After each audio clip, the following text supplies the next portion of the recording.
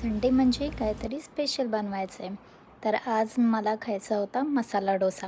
त्यासाठी मी बटाटे उकडले आणि ती मसाला म्हणजे ती भाजी बनवण्यासाठी कांदा चिरून घेतला, मिरची लसूणची पेस्ट बनवून घेतली.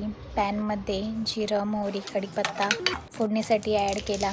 त्याचबरोबर ती मिरची आणि लसूणची पेस्ट ॲड केली, कांदा चॉप केलेला ॲड केला अँड खूप खूप परतून घेतला आणि परतल्यानंतर त्यात हळद टाकली, मॅश करून बटाटा ॲड केला.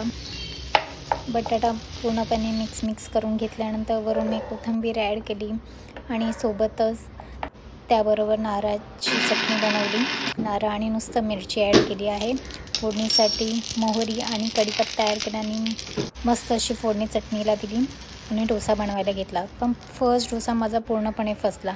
मी सेकंड डोसा बनवताना त्या बॅटरमध्ये थोडंसं पाणी ॲड केलं आणि हा डोसा खूप छान झाला.